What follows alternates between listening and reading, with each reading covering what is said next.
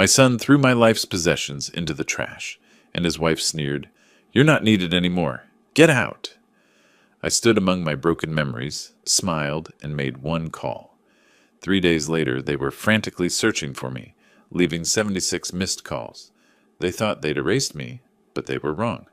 Before we continue, please subscribe to the channel and write in the comments what time it is where you are now. The first thing I noticed wasn't the house. It was the pile. My pickup truck coughed to a stop in front of what used to feel like home, and there it was, a mountain of belongings scattered beside the dumpster like yesterday's garbage. Cardboard boxes torn open, contents spilling onto the pavement in a chaos I couldn't quite process. Those are my things. The thought hit me before I even turned off the engine. My hands stayed gripped on the steering wheel, knuckles white against the worn leather. 3 days of fishing up at Lucky Peak had left me tired but peaceful. That peace evaporated like morning mist. I climbed out slowly, my joints protesting after the long drive. The cool May afternoon carried the smell of rain and something else, the musty odor of clothes that had been sitting outside too long. My work boots crunched on gravel as I approached the pile, each step feeling heavier than the last. There, half buried under a tangle of winter coats, was the photo. Our wedding picture from 42 years ago. The glass was cracked diagonally across Martha's face, her smile split by a jagged line. Dirt clung to the silver frame I'd polished just last month. Someone made a mistake. This has to be a mistake. But the evidence kept mounting. My anniversary watch, the Timex Martha had saved 3 months to buy me, lay face down in a puddle, its crystal shattered. The leather band was soaked through, probably ruined. I picked it up with shaking fingers, water dripping between my knuckles. My fishing gear was scattered everywhere. Tackle boxes split open, lures and sinkers mixing with kitchen utensils and old photographs. The rod I'd used for 20 years lay snapped in half, its guides torn away like broken teeth. Someone had thrown my entire life onto the street with all the care they'd give to actual trash. The boxes told their own story, hastily packed, roughly handled, torn at the corners where they'd been dragged or dropped. My name was still visible on one side, written in Martha's careful handwriting from our last move. The ink had run in the damp air, making my own name look like a watercolor mistake. I found my work shirts in a heap, the ones I'd worn to the factory for 30 years. Oil stains and all, they'd been mine. Now they lay wrinkled and dirty, trampled by whoever had hauled them out here. My steel-toed boots, the good pair I kept for church and special occasions, sat upside down with mud caked in the treads. What the hell happened here? The question burned in my chest as I stood surrounded by the debris of my life. Neighbors' windows remained dark despite the commotion. No one came out to explain or help. The entire street felt hollow, like everyone was holding their breath and waiting for me to disappear. My phone buzzed against my hip. For a moment, hope flared. Maybe Floyd calling to explain. Maybe someone from the city saying they'd made an error. But it was just a text from the bait shop, confirming my receipt from this morning, the normal world continuing while mine fell apart. I reached down and lifted Martha's jewelry box, its wooden surface scratched and one corner dented. The velvet lining had come loose, and her few precious pieces were scattered in the dirt. Her mother's ring, the one she'd planned to pass down to Floyd's future daughter. Now it was coated in grime, lying next to a bottle cap and cigarette butts. The reality settled over me like a cold fog. This wasn't random. This wasn't a mistake. Someone had deliberately packed up everything I owned and thrown it away like refuse. Someone had made a choice to destroy 40 years of careful preservation, 40 years of memories, 40 years of building a life. I straightened up, my back aching from bending over the scattered belongings. The house loomed in front of me, its windows dark and unwelcoming. I needed answers. I needed to understand why my entire existence was now decorating the street like a yard sale gone wrong. Time to find out what's really going on here. I walked toward the front door, stepping over more scattered papers and broken picture frames. Each footstep felt deliberate now, purposeful.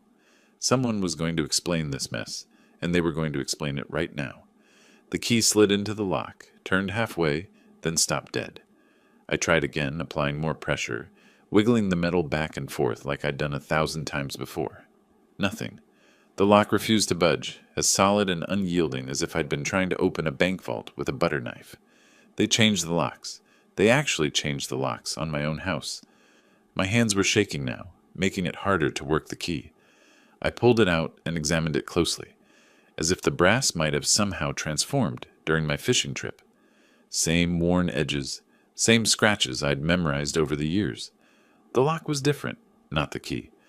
I fumbled for my phone, scrolling through contacts with clumsy fingers. Floyd first. He'd explain this mess, sort everything out. The phone rang once, twice, 3 times before clicking to voicemail. His voice cheerful and recorded. "You've reached Floyd Riley. Leave a message and I'll get back to you." "Floyd, it's Dad. I just got back from fishing and all my stuff is on the street. The locks are changed. What's going on? Call me back right away." I tried Pamela next, though talking to my daughter-in-law always felt like walking through a minefield. Same result, straight to voicemail. Her message was shorter, crisper. "You know what to do." Standing there on my own front porch, locked out like a stranger, I felt something cold settle in my stomach. This wasn't some mix-up or emergency repair. Someone had planned this. Someone had waited for me to leave town, then systematically erased me from the place I'd called home for 15 years. The afternoon shadows were getting longer, and the spring air carried a chill that hadn't been there an hour ago. I walked across the yards to Simon's house, my neighbor of 8 years. If anyone knew what had happened, it would be him. The man noticed everything: which newspapers people read, when they left for work, who visited when. I knocked on his door, 3 sharp raps that echoed in the quiet street. Footsteps approached, cautious and measured. The door opened just wide enough for Simon's weathered face to appear, his eyes darting past me toward my scattered belongings. "Simon, do you know what happened here? All my stuff is on the street, and I can't get into my house." His expression shifted, uncomfortable and evasive. "Sorry, Otis. I haven't noticed anything unusual. Maybe some kind of mistake." "Mistake?" I gestured toward the pile of my possessions. "That's 40 years of my life sitting next to the garbage. Someone changed my locks while I was gone fishing. You had to have seen something." Simon's gaze flickered away, focusing on something behind my shoulder. "I've been busy with my garden. Didn't really pay attention to what was happening over there." The lie hung between us like smoke. Simon had been retired for 6 years and spent most days positioned at his front window, watching the neighborhood like a security guard. He knew exactly what had happened, but he wasn't going to tell me. "Look, if you need somewhere to make phone calls or wait for your family, you're welcome to—" "Thanks, but I'll manage." He nodded quickly, clearly relieved. "Well, I hope you get it sorted out." The door closed with a soft click, leaving me standing alone on his porch. Even Simon, who'd borrowed my tools and shared beers on summer evenings, was cutting me loose. Whatever had happened here, the whole neighborhood was in on it or too scared to get involved. I walked back to my belongings, each step heavier than the last. The pile looked even more pathetic in the fading light, like the remnants of someone's entire existence scattered for the world to see. I found an old lawn chair among the debris, aluminum frame bent but still functional, and set it up next to the largest box. My phone showed no new messages. I tried Floyd again, then Pamela. Both calls went straight to voicemail without even ringing this time. Either their phones were off, or they were deliberately avoiding me. Given the evidence surrounding me, I was betting on the latter. The street grew quieter as dinner time approached. Other houses showed signs of life, lights coming on, garage doors opening as people returned from work. But nobody stopped to ask if I needed help or wondered why an elderly man was sitting among garbage bags full of possessions. They all seemed to know something I didn't. I settled deeper into the chair, pulling my jacket tighter against the cooling air. Whatever game was being played here, I was apparently the only one who didn't know the rules. But I'd learned patience in 65 years of living, and stubbornness in 30 years of factory work. I could wait. They'd have to come home eventually, and when they did, I'd get my answers. The sky was beginning to turn purple at the edges, and streetlights were starting to flicker on one by one. I checked my phone again, still nothing. But I wasn't going anywhere, not until someone explained why my entire life had been thrown away like yesterday's trash. I had nowhere else to go anyway. 4 hours passed like a slow bleed. I'd sorted through most of my belongings by the time their car pulled into the driveway. Some things were salvageable. clothes that could be washed, books that had only gotten damp. Other items were ruined beyond repair, casualties of their hasty eviction. The anniversary watch was definitely gone, its face clouded with moisture and hands frozen at 2:17. The Honda Civic's headlights swept across the pile as Pamela parked, illuminating the chaos like a crime scene. I stood up from the lawn chair, my joints screaming after hours of sitting in the cool air. Relief flooded through me despite everything. Finally, someone who could explain this nightmare. Floyd got out of the passenger side, his movements careful and deliberate. He looked older than his 42 years, shoulders slumped under the weight of something I couldn't identify. Pamela emerged from the driver's side with her usual brisk efficiency, her blonde hair perfect despite the long day. "Floyd! Pamela! Thank goodness you're here." I walked toward them, gesturing at the scattered belongings. What happened? Why are my things on the street? I can't get into the house. Someone changed the locks while I was fishing. Pamela didn't break stride, walking past me like I was invisible. She pulled grocery bags from the trunk with sharp, angry movements. When she finally looked at me, her expression was cold enough to freeze water. "Because you're no longer needed here, Otis." The words hit me like a physical blow. I actually took a step backward, blinking in confusion. "What do you mean, not needed? This is my home. I live here." "Lived," she corrected, slamming the trunk shut. "Past tense. The mortgage is paid off now. Your job here is done. Take your junk and get out." "My job?" The phrase made no sense. "Pamela, I don't understand what you're talking about. This is my house.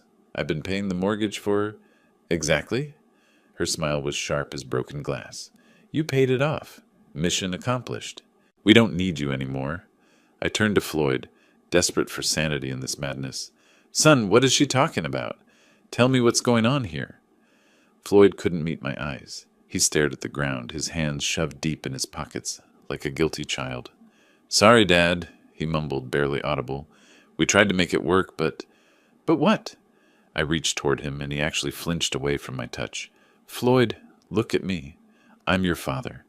I've lived in this house for 15 years. I pay for the groceries, the utilities, the repairs. This is my home." Pamela laughed, a sound like breaking ceramic. "Your home? You were a tenant, Otis. A very useful tenant, who paid all our bills and asked for nothing in return. But tenants can be evicted when they're no longer convenient." The cruelty of it stole my breath. I looked between them, my son avoiding my gaze, my daughter-in-law smiling with obvious satisfaction. The streetlight cast harsh shadows across their faces, making them look like strangers. "I helped you buy this house," I said slowly, each word carefully measured.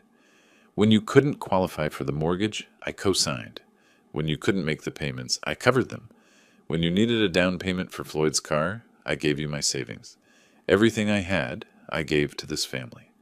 "And we're grateful," Pamela said with mock sincerity. "Really, we are. But gratitude doesn't mean we have to house you forever. You're old, Otis. You take up space. You track mud through my clean house. You leave dishes in the sink and watch television too loud. We want our lives back." Floyd shifted uncomfortably, but said nothing. My own son, standing there while his wife dismantled our relationship with surgical precision. The boy I'd taught to ride a bike, helped with homework, supported through college, reduced to a silent accomplice in my exile. "Where am I supposed to go?" The question came out smaller than I intended, tinged with a vulnerability that made me hate myself. "That's not our problem anymore." Pamela headed toward the front door, grocery bags in hand. "You're a grown man. Figure it out." "Floyd." I tried one last time, putting every ounce of paternal authority into his name. "Look at me, son." He raised his eyes for just a moment, and what I saw there was worse than hatred. It was nothing. Complete, empty indifference, like I was already dead to him. "The locks are changed," Pamela called over her shoulder. "Don't try to get in. I'll call the police if I have to." The front door opened and closed, leaving me alone under the streetlight with my scattered possessions. The porch light came on, then immediately went off again, a clear message that I wasn't welcome even near the entrance. I stood there for a long moment, processing what had just happened. 42 years of fatherhood, erased. 15 years of generosity, forgotten. A lifetime of love and sacrifice, dismissed like an inconvenient bill. But beneath the hurt, something else was growing. Something harder and colder than the evening air. They thought they could use me up and throw me away like garbage. They thought they could steal everything I'd worked for and then lock me out of my own life. They were about to learn how wrong they were. The door clicked shut with a finality that echoed through my bones. I stood there, frozen on the sidewalk, staring at the house that had been my home for 15 years. The porch light went dark again, leaving me in the amber glow of the streetlight. 8 years. 8 years since that conversation in the kitchen when Floyd had looked me in the eyes and promised we'd always be family. His voice came back to me, younger and full of hope. "Dad, if you help us with the mortgage, we'll always be together. This is our family home now." I could see him so clearly in my memory, leaning against the counter with that earnest expression he'd inherited from his mother. Pamela had been there too, her hair shorter then, her smile warmer. Or maybe it had just seemed warmer because I'd wanted to believe it.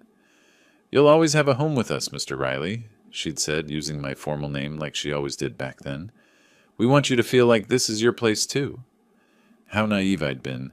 How desperate to believe that my son still needed me, still wanted me around.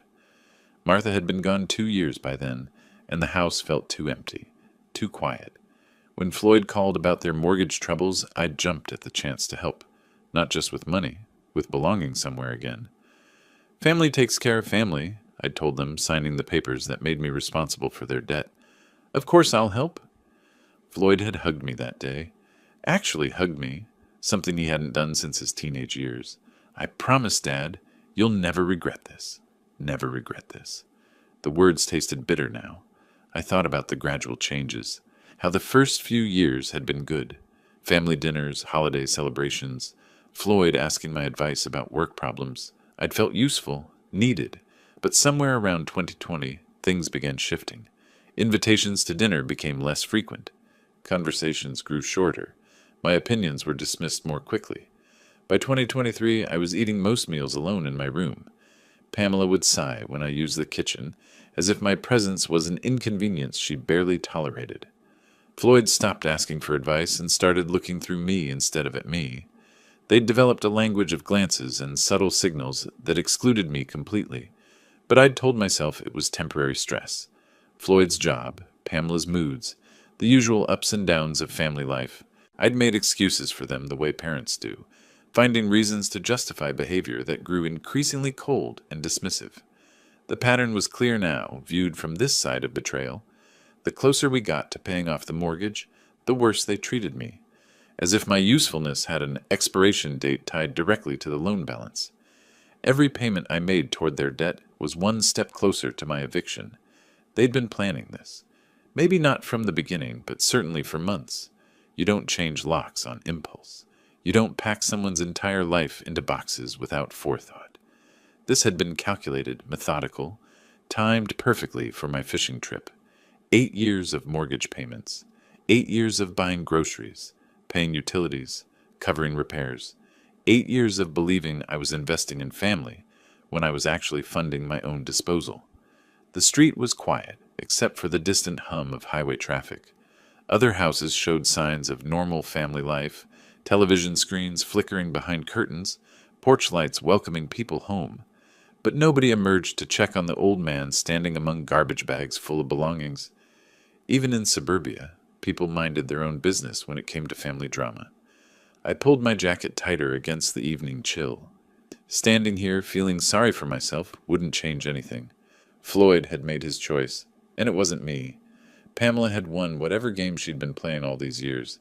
They'd gotten what they wanted, a paid-off house and freedom from the inconvenience of gratitude. But they'd made one critical error in their calculations. They'd assumed I was powerless, that an old man with nowhere to go would simply disappear quietly into whatever assistance programs existed for discarded parents. They'd treated me like I was already dead, just a burden waiting to be buried. Time to show them how wrong they were. I turned away from the house and walked back toward my scattered belongings, my footsteps steady and purposeful. The pile looked different now, not like trash, but like evidence. I approached my scattered possessions with a mechanic's eye, assessing what could be salvaged and what deserved to be abandoned. 40 years of factory work had taught me to think systematically, to solve problems through careful analysis rather than emotional reaction. This was just another problem requiring a practical solution.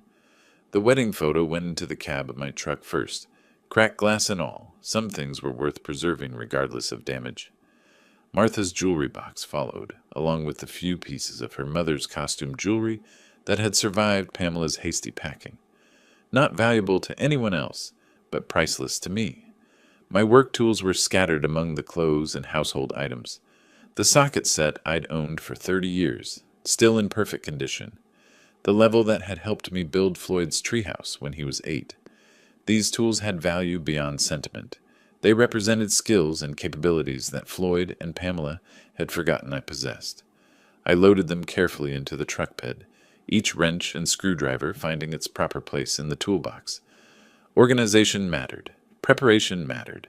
If I was going to rebuild my life from scratch at 65, I'd need every advantage I could gather. The clothes were a mixed blessing. Most of my work shirts had survived intact, along with several pairs of jeans and my winter coat. The formal wear was ruined. The suit I'd worn to Martha's funeral was stained and wrinkled beyond recovery, but I wouldn't need formal clothes for what came next. A car slowed as it passed, the driver craning his neck to stare at the old man loading garbage into a pickup truck. I met his gaze steadily until he looked away and drove on. Let them stare. Let the whole neighborhood see what Floyd and Pamela had done. Shame was a tool that cut both ways. My fishing gear had taken a beating, but most of it was salvageable. The broken rod could be replaced, and the tackle boxes just needed reorganizing. Fishing had always been my escape, my time to think clearly without interference. I'd need that clarity in the coming weeks. Papers and documents were scattered like leaves after a storm. I gathered them methodically. Insurance policies, bank statements, tax returns. Important information that Floyd and Pamela had thrown away as carelessly as everything else. Did they think I existed only within the walls of their house? Did they imagine I had no financial life beyond paying their bills? That was their second critical error. They knew I had savings. They'd seen me write checks for their expenses year after year, but they'd never bothered to learn the full extent of my resources. To them, I was just a convenient source of monthly payments, not a man who'd worked steadily for 40 years and lived below his means. The anniversary watch was beyond repair, its crystal shattered and movement flooded. I held it for a moment, remembering Martha's pride when she'd presented it to me wrapped in newspaper, because we couldn't afford fancy gift paper back then. Then I dropped it into one of the damaged boxes I was leaving behind. Some symbols of the past needed to stay buried. Simon's house remained dark, though I could see the faint glow of a television through his living room curtains, probably watching me through a gap in the blinds, cataloging details he could share with other neighbors tomorrow. The whole street would know about Floyd's ingratitude by morning, though none of them would intervene. Suburban politeness had its limits. 43 years I'd worked to support this family. First Martha and baby Floyd when money was tight and factory jobs were uncertain. Then just Floyd through his teenage years, college tuition, and early career struggles. Finally, Floyd and Pamela, helping them achieve the middle-class stability I'd never quite managed for myself. Time for a return on that investment. The truck bed was nearly full now, packed with everything that mattered.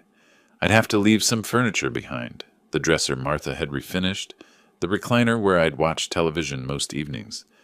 But material possessions were just weight now. I needed mobility, flexibility, freedom to act without encumbrance. I took one last look around the debris field that had been my life 2 hours ago. Amazing how quickly 40 years could be reduced to what fit in a pickup truck. But reduction also meant distillation, keeping only what was essential, valuable, meaningful. Floyd and Pamela thought they'd won by throwing me away. They thought clearing me out of their house would clear me out of their lives.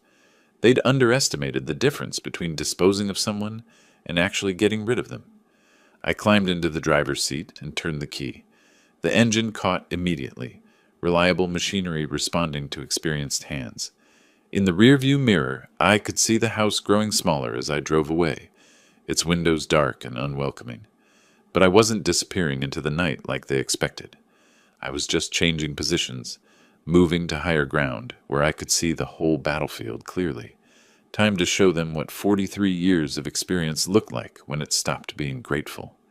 The Budget Inn's neon sign flickered red against the darkness as I pulled into the parking lot. The place looked exactly like what it was, a highway motel for travelers who needed basic shelter without frills. 2 stories of identical doors, ice machines humming at each end, and the persistent smell of highway exhaust mixed with industrial cleaning supplies. Perfect for someone who needed to disappear temporarily while planning his next move. The desk clerk was maybe 25, college-aged with tired eyes and the practiced indifference of someone working the night shift. He barely looked up from his magazine when I approached the counter. "How many nights?" he asked, sliding a registration form across the laminated surface. "Just one for now," I replied, signing my name carefully. "We'll see how it goes from there." Room 127 was exactly what I'd expected. A double bed with a floral comforter that had seen better decades, a small table by the window, and a bathroom barely large enough to turn around in. The carpet showed traffic patterns from thousands of previous guests, and the heater rattled when it kicked on. But it was clean, private, and $50 for the night. I'd stayed in worse places during my factory years. I carried my boxes inside one at a time, my back protesting after the long day. The truck could stay loaded with everything else. No point unpacking what I'd just have to pack again. But I needed the essentials: clothes for tomorrow, Martha's jewelry box, and the folder of important papers I'd rescued from the debris. The fluorescent bathroom light was harsh after the warm glow of streetlights. In the mirror, I looked older than I'd felt this morning. The day had carved new lines around my eyes, added weight to my shoulders. But my hands were steady, my mind clear. That's what mattered now. I arranged Martha's jewelry box and our wedding photo on the bedside table, creating the small shrine of memory in this temporary space. The cracked glass split her smile in half, but her eyes were unchanged, bright with the optimism that had carried us through 38 years of marriage. She'd known how to love without conditions, how to build rather than destroy. "I should have done this years ago," I told her picture quietly. "Should have seen what they were doing before it got this far." But regret was luxury I couldn't afford. Martha had died believing Floyd was a good man who'd take care of his aging father. I wouldn't dishonor her memory by letting her faith prove unfounded. The motel bed was firm but narrow, nothing like the king-size mattress I'd slept on for the past 8 years. Highway noise filtered through thin walls, trucks downshifting, cars accelerating toward distant destinations. Other guests moving through their own temporary existences, carrying their own problems from one place to another. I lay awake most of the night, not from discomfort, but from mental activity. My mind was processing 8 years of gradual manipulation, cataloging moments I'd misunderstood or ignored. How many times had Pamela made subtle comments about my age, my habits, my inconvenience? How often had Floyd sided with her against me without saying anything directly? The pattern was unmistakable once I stopped making excuses for them. Every kindness I'd shown had been treated as obligation. Every sacrifice had been accepted as my natural duty. They'd trained me to be grateful for less and less until I was grateful just to exist in their space. But they'd made one fundamental miscalculation. They'd assumed that dependency ran only one direction, that I needed them more than they needed me. They'd forgotten that 8 years of mortgage payments created legal relationships beyond family sentiment. They'd overlooked the paperwork they'd signed when I helped them qualify for the loan. By 6 in the morning, I was fully dressed and ready to act. The shower had been lukewarm at best, and the coffee from the lobby machine tasted like it had been brewed sometime last week. But discomfort was temporary. What mattered was momentum, moving forward with purpose instead of wallowing in self-pity. I loaded my remaining belongings back into the truck and checked out at the front desk. The same clerk was still there, looking even more tired after his all-night shift. "Everything work out okay?" he asked automatically. "Better than expected," I replied, meaning it. The morning air was crisp and full of possibility. I had money in the bank, skills that were still valuable, and legal options that Floyd and Pamela didn't know existed. Most importantly, I had the advantage of being underestimated by people who thought they understood me completely. Time to educate them about their mistake. I started the truck and pulled out onto the highway, heading back toward Boise with the same sense of purpose I'd felt 40 years ago when I'd started my first real job. There was work to be done, problems to solve, and justice to serve. Floyd and Pamela had wanted me out of their lives. They were about to discover that sometimes you get exactly what you ask for. The phone book was thin in my hands as I searched for attorneys who worked weekends. Robert Chen's advertisement stood out. Immigration and property law, emergency consultations available. His office number connected me to a tired but professional voice that suggested Saturday morning appointments were possible for urgent matters. Mr. Chen, I need to urgently clarify property ownership matters. There's been a family dispute about a house I've been living in, and I need to understand my legal position. Can you bring the relevant documents? Mortgage papers, deed, anything showing your involvement in the property? I spread the papers I'd rescued from the debris across the motel bed. Everything was there. Loan documents, property tax receipts, insurance policies. 40 years of factory work had taught me to keep records, even when other people handled the details. The drive downtown took 20 minutes through quiet Saturday morning streets. Boise looked different from this perspective, less like the city where my son had betrayed me, more like a place where business got done regardless of family drama.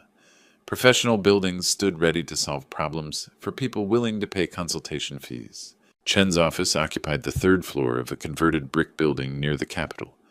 The waiting room was small but clean, decorated with certificates and photographs of successful clients. I was the only person there, clutching a manila folder that might contain my future. Robert Chen turned out to be a compact man in his mid-40s, wearing weekend casual clothes but maintaining professional demeanor. He gestured me into his office and accepted the folder with careful attention to detail. Tell me about the situation first, then we'll review the documents. I explained the basics without emotional embellishment. 8 years of mortgage payments, gradual deterioration of family relationships, sudden eviction and lock changes. Chen nodded occasionally, making notes on a legal pad. Now let's see what the paperwork tells us. He spread the documents across his desk systematically, examining each page with the methodical attention I recognized from my own work habits. When he reached the original deed and mortgage agreement, his eyebrows raised slightly. Mr. Riley, according to these documents, you are the sole owner of the property in question. The words hung in the air like smoke from a welding torch. What about the mortgage? Floyd and Pamela live there. They said I was helping them buy their house. The mortgage was issued in your name only. You qualified for the loan, you've made all the payments, and the property tax records show you as the official owner. Your son and daughter-in-law have no legal claim to the house whatsoever. Chen turned the deed toward me, pointing to the relevant sections. My name appeared in all the critical places: borrower, owner, responsible party. Floyd and Pamela were nowhere to be found in the legal language that actually mattered. But they live there. They've been treating it like their home for 8 years. Living in a property doesn't establish ownership. At best, they could be considered tenants, though I don't see any formal lease agreement. Legally, you have every right to reclaim your property and evict any unauthorized occupants. The satisfaction started in my chest and spread outward, like warmth from a good meal. 8 years of being treated like a burden. 8 years of having my generosity thrown back at me. 8 years of watching my son choose his wife over his father. And all along, they'd been living in my house, eating food I bought, using utilities I paid for, in a home they had no legal right to occupy. What are my options? I asked, keeping my voice steady despite the growing excitement. You could demand they vacate immediately. You could begin formal eviction proceedings. You could sell the property and force them to relocate. As the legal owner, you have considerable leverage in this situation. Chen reviewed the documents once more, checking details with professional thoroughness. The mortgage has been fully satisfied as of last month. You own the property free and clear, worth approximately $400,000 in today's market. $400,000? I'd been living like a charity case in my own $400,000 house, grateful for the privilege of paying other people's bills. The irony was so perfect it almost made me laugh. I'd like copies of everything that establishes my ownership, and I'll need recommendations for a good realtor. Chen efficiently prepared copies while explaining the legal protections of property ownership. Within an hour, I had documentation proving beyond question that Floyd and Pamela had been living rent-free in my house for 8 years. The spring morning felt different as I walked back to my truck. Warmer, brighter, full of possibilities that hadn't existed an hour earlier. I wasn't a homeless old man begging for shelter. I was a property owner who'd been temporarily inconvenienced by squatters. Time to reclaim what was mine and show them the difference between charity and ownership. Walsh Realty's parking lot was empty except for one car when I arrived that afternoon. Sandra Walsh turned out to be a sharp-eyed woman in her late 30s, who apparently worked weekends for clients serious about buying or selling. Her handshake was firm, her smile professional, and her questions direct. "Mr. Riley, what kind of timeline are we looking at for your property sale?" "As quickly as possible. I need the house listed immediately and shown to serious buyers starting Monday." She pulled up property records on her computer, nodding as details filled the screen. "This is a nice neighborhood. 4-bedroom colonial, good condition from the photos I can see online. What's your asking price range?" "Market value, but the buyer must be ready to move in immediately. The current occupants will need to relocate quickly." Sandra's expression flickered slightly, probably wondering about family dynamics, but she maintained professional focus. "What about the current occupants? Do they need time to find new housing?" "That's no longer my concern. They're adults. They'll figure something out." The coldness in my own voice surprised me, but it felt appropriate. 8 years of concern for Floyd and Pamela's comfort had gotten me thrown out like garbage. Time to prioritize my own interests for a change. We spent an hour reviewing market conditions, pricing strategies, and showing schedules. Sandra was efficient and thorough, treating the sale like any other business transaction. By 4 o'clock, I'd signed listing agreements and arranged for professional photography, Monday morning. "I'll have the property on the MLS system by Tuesday," Sandra promised. "Given the market conditions and location, I expect serious interest within the first week." Perfect. By the time Floyd and Pamela realized what was happening, their housing situation would already be beyond their control. The apartment search took less effort than expected. The third complex I visited had a furnished 1-bedroom, available immediately, clean, basic, month-to-month lease for someone in transition. The manager was happy to expedite the application for a cash deposit and first month's rent. "How long will you be staying?" she asked while processing my credit check.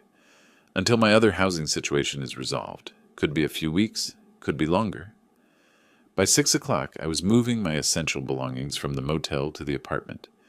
Not much to transport, a few boxes of clothes, important papers, Martha's jewelry box, and my tools. Everything else could wait in the truck until I decided what came next. The apartment was anonymous and temporary, exactly what I needed. Basic furniture, functioning appliances, cable television, and most importantly, a phone line for coordinating the house sale.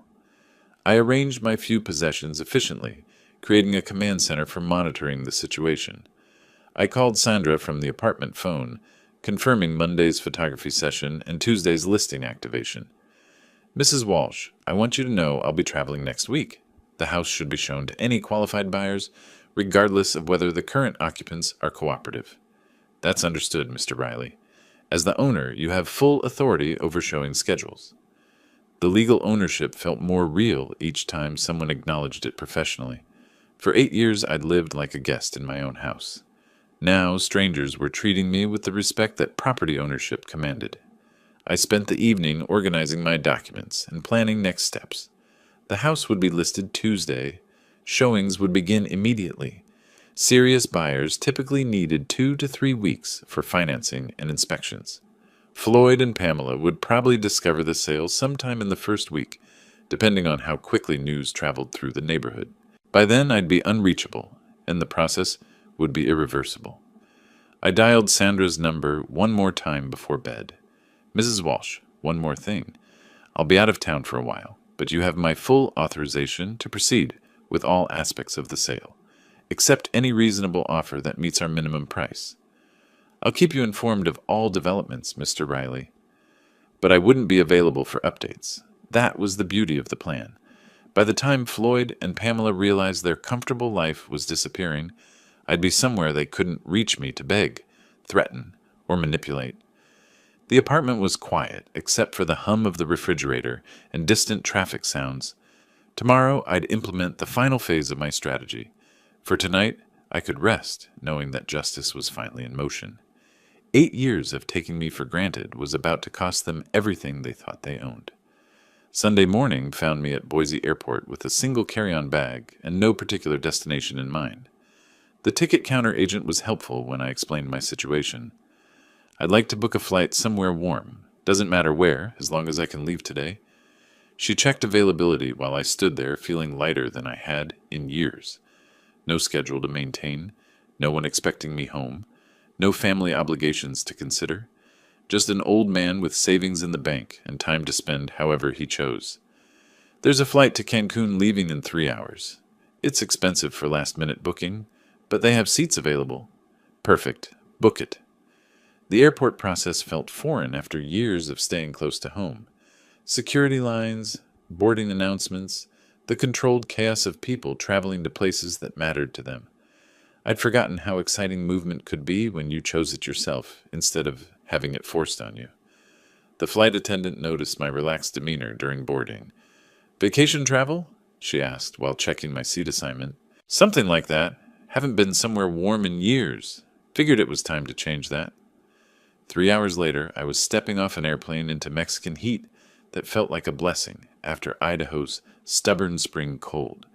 Cancun Airport buzzed with tourists and resort representatives, everyone eager to begin or end their temporary escape from reality. The hotel shuttle driver spoke broken English, but perfect enthusiasm. "First time in Mexico, senor?" "First time anywhere in a long time," I admitted, watching unfamiliar landscape roll past the windows. The resort turned out to be exactly what someone fleeing family drama needed. Anonymous, comfortable, and completely disconnected from any responsibilities back home. The front desk clerk handled check-in with cheerful efficiency. "How long will you be staying with us, Mr. Riley?" "Open-ended. I'll let you know when I'm ready to leave." He handed me a key card and information packet about resort amenities. Pool service, beach access, restaurants, activities for guests who wanted structured entertainment. All of it available to someone who just reclaimed ownership of his own life. My room faced the ocean through sliding glass doors that opened onto a private balcony. The sound of waves replaced the memory of suburban silence, and warm air carried scents of salt and tropical vegetation instead of disappointment and betrayal. I stood there for several minutes, letting the contrast wash over me. The first order of business was turning off my phone. Floyd and Pamela would eventually realize something was wrong when they couldn't reach me, but by then the house sale would be in motion and my location would be irrelevant. Let them wonder where I'd gone and why I wasn't available to explain or negotiate. Room service brought lunch to the balcony. Fresh fish, cold beer, fruit that actually tasted like it had grown in sunshine. Simple pleasures that felt revolutionary after months of eating alone in my bedroom, while my own family treated me like an unwelcome boarder. The beach was populated with couples and families enjoying vacations they'd planned and saved for. I found an empty chair under an umbrella and settled in with a book I'd bought at the airport. For the first time in years, I had nowhere to be and nothing to prove to anyone. A server approached with the kind of attention that money and leisure commanded. "Another beer, senor? Perhaps something from our cocktail menu?" "Why not? Bring me something tropical. I'm celebrating." "Celebrating what, if you don't mind my asking?" "Freedom," I said, meaning it completely. The afternoon dissolved into a pleasant haze of warmth, alcohol, and the satisfaction that comes from making decisions without consulting anyone else's opinion. Other resort guests moved through their own vacation rhythms, but I was operating on a different timeline entirely. By evening, I was sitting on my balcony watching the sunset paint the ocean in colors I'd forgotten existed. The contrast with Friday night, sitting among garbage bags on a suburban street, was so complete it felt like someone else's memory. Tomorrow, Sandra would begin photographing the house for listing. By Tuesday, Floyd and Pamela would discover their comfortable arrangement was about to change permanently. They'd probably try calling me first, then panicking when they realized I was unreachable. But I'd be here, learning how to relax again while they learned what consequences felt like. The waves kept rolling in with rhythmic persistence, washing away whatever they encountered and starting fresh with each cycle. Sometimes that's exactly what life required: complete erasure of what came before, followed by the patience to build something better. I raised my drink to the darkening sky, toasting the end of being grateful for scraps and the beginning of claiming what was rightfully mine. Monday morning in Cancun arrived with perfect weather and room service coffee that actually tasted like it had been made this century.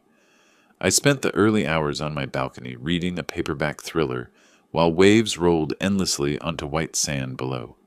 Other resort guests were starting their vacation routines: couples heading to breakfast, families organizing beach gear, groups planning excursions to Mayan ruins, all of them blissfully unaware that hundreds of miles north, a real-life drama was about to unfold. Around 10 o'clock local time, I decided to check my phone.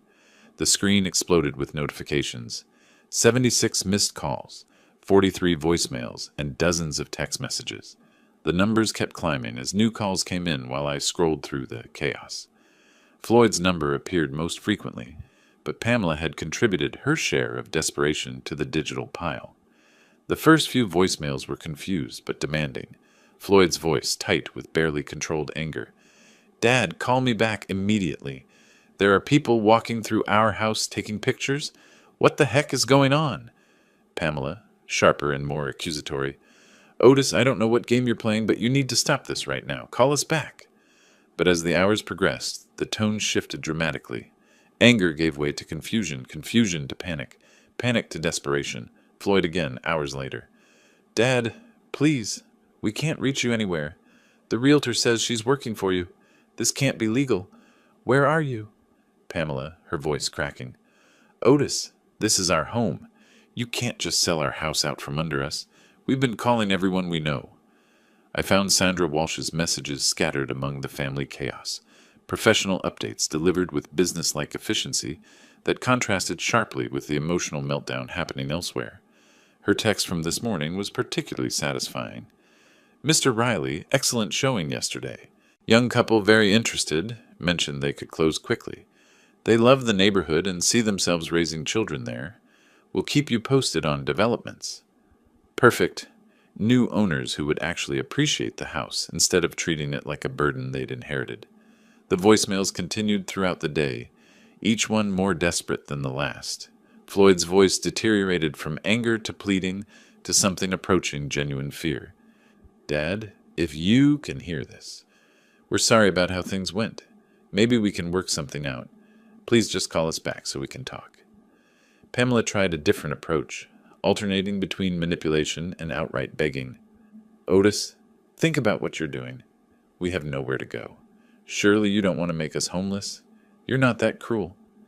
But the most revealing message came late in the afternoon, Floyd's voice barely holding together. "Dad, I keep thinking about that night when you came back from fishing, the way Pamela talked to you, the way I just stood there and let it happen. I know we messed up, but selling the house won't fix anything. Please just call me back." Finally, some recognition of consequences. Only took them discovering they weren't actually in control of their own living situation. I responded to Sandra's messages with professional efficiency, authorizing additional showings and confirming my interest in serious offers. But the family calls went unanswered. They'd made it clear a month ago that I wasn't needed in their lives. Time for them to experience what not needed actually looked like when the roles were reversed. The resort bar served excellent margaritas with fresh lime and salt that tasted like vacation instead of responsibility. I settled into a poolside chair with my phone silenced, watching families enjoy their temporary paradise while mine imploded in ways they were only beginning to understand. 8 years of mortgage payments had bought me more than just legal ownership. They'd purchased the right to choose who deserved explanations and who deserved silence.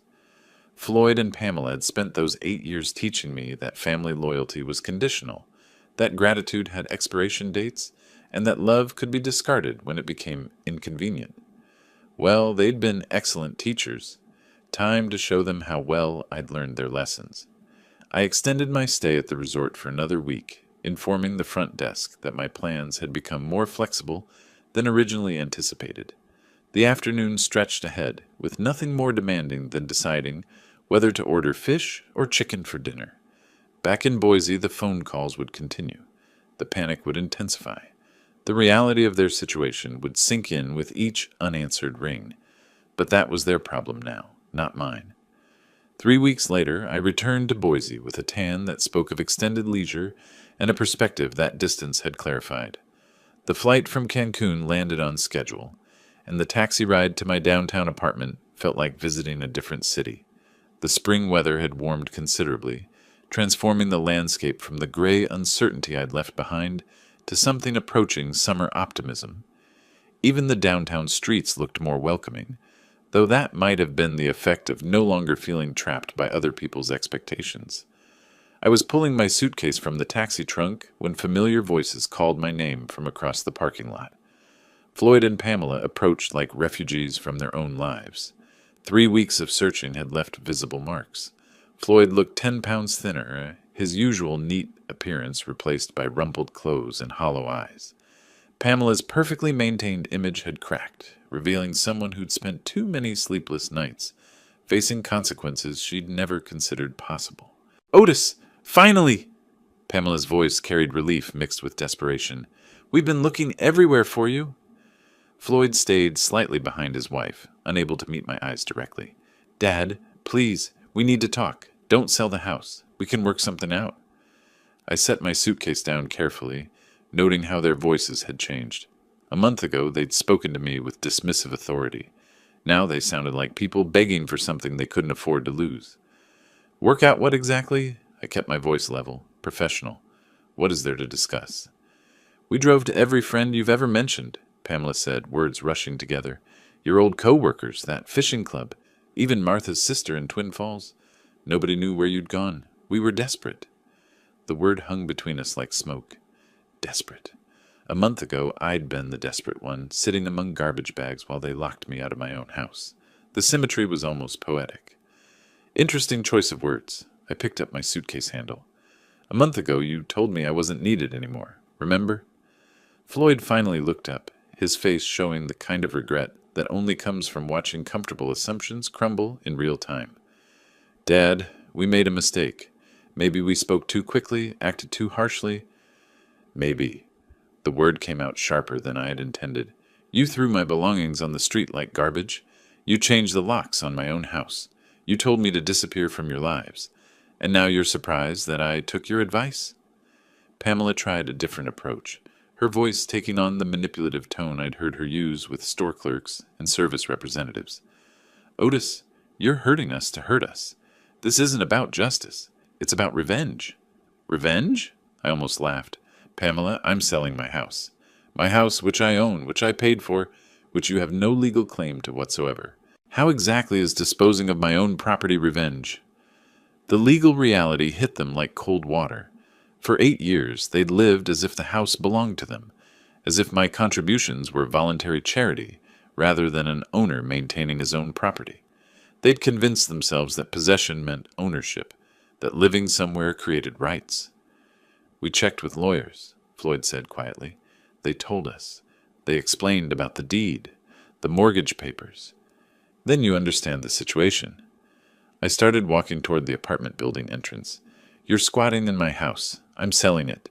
The new owners will decide whether they want tenants." They followed me across the parking lot, their desperation growing more evident with each step. 3 weeks of searching for someone who didn't want to be found had apparently taught them the difference between control and dependence. "Dad, we're family," Floyd's voice cracked on the last word. I stopped walking and turned to face him directly. "Family? A month ago, you stood there while your wife told me I wasn't needed anymore. You watched her throw me out like trash, and you said nothing. You chose her over me, Floyd. That was your decision to make, and you made it." "We can pay rent," Pamela interjected desperately. "Whatever the new owners want, we'll pay it."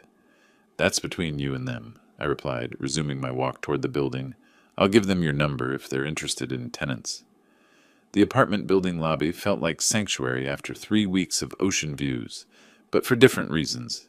This was temporary shelter, but it was shelter I'd chosen, paid for with my own money, free from the obligations and resentments that had poisoned the house they still thought of as home. They continued talking behind me, their voices blending into a desperate chorus of promises they should have made a month ago. But promises offered under duress weren't worth much. They'd shown me their true feelings when they thought I had no power to resist. Now that the power had shifted, their sudden appreciation felt exactly as sincere as it actually was. The elevator doors closed on their continuing pleas, but I could still hear their voices echoing in the lobby as I rose to the fourth floor. My apartment felt exactly as I'd left it, temporary but peaceful, free from the accumulated resentments that had made the house feel like a prison. I unpacked methodically, hanging vacation clothes that smelled like ocean air and possibility instead of obligation and disappointment. When Floyd and Pamela knocked on my door 20 minutes later, I was ready for them. "The sale closes tomorrow," I said through the chain lock. "You have 1 week to pack your belongings and vacate the property. After that, you'll need to discuss housing arrangements with the new owners." "Dad, we're your family." Floyd's voice was breaking completely now. "Family?" I opened the door wider so they could see my face clearly. "A month ago, you threw me out like garbage. You told me I wasn't needed. You changed the locks on my own house. Remember those exact words, Pamela? Take your junk and get out." Pamela tried one last manipulation. "We can pay rent to the new owners. We have good credit, steady income." "That's not my concern anymore." I started closing the door. "You wanted me out of your lives. Congratulations. You got exactly what you asked for." "Please," Floyd put his hand against the doorframe. "We'll do anything. We can change. You had 8 years to change. 8 years to show gratitude instead of entitlement. 8 years to treat me like family instead of a convenient ATM machine." I stepped back from the door. "The new owners are a young couple with children. They'll actually appreciate the house instead of treating it like something they're entitled to." The door closed with a soft click, cutting off their final attempts at negotiation. I spent Tuesday morning at the title company, signing papers that transferred ownership from myself to David and Jennifer Morrison, newlyweds who'd fallen in love with the house and planned to raise their family there. They were everything Floyd and Pamela weren't: grateful, enthusiastic, financially responsible, and genuinely excited about homeownership.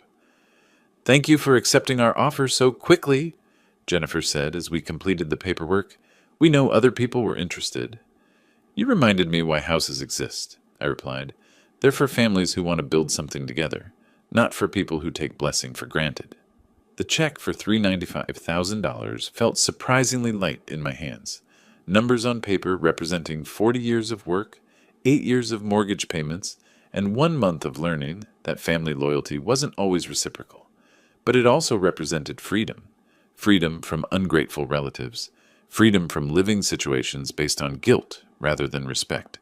Freedom to choose how I spent my remaining years without considering other people's convenience. Sandra Walsh handled the final details with professional efficiency. "The new owners take possession Friday morning. I assume the current occupants will be ready to move?" "That's not my responsibility anymore," I said, meaning it completely. By Thursday, I'd closed my downtown apartment lease and loaded my truck with everything I actually needed. The rest, furniture, household items, accumulated objects from a life that no longer existed, went to charity. Martha would have approved of the simplicity. Friday morning found me driving north toward Coeur d'Alene, where lake views and mountain air promised the kind of peace that came from choosing your own neighbors instead of being stuck with relatives who confused proximity with loyalty. The radio played classic country music as I drove through changing landscape, each mile putting more distance between myself and 8 years of being taken for granted. In my rearview mirror, Boise shrank to highway perspective. Just another city where someone had learned the difference between charity and ownership. Floyd and Pamela would figure out their housing situation eventually. Maybe the new owners would rent to them. Maybe they'd find somewhere else. Either way, they'd face their future without the safety net they'd spent 8 years assuming would always catch them. Justice didn't require cruelty, just consequences. They'd taught me that family was conditional, that gratitude had limits, that love could be discarded when it became inconvenient. I'd proven to be an excellent student. The highway stretched ahead like possibility itself, leading toward a life where appreciation wouldn't be taken for granted and family would mean something deeper than convenient obligation. Sometimes the best revenge was simply letting people experience the natural results of their own choices. If you like this story, please like this video, subscribe to the channel, and share your impressions of this story in the comments. To listen to the next story, click on the box on the left. Thank you for watching.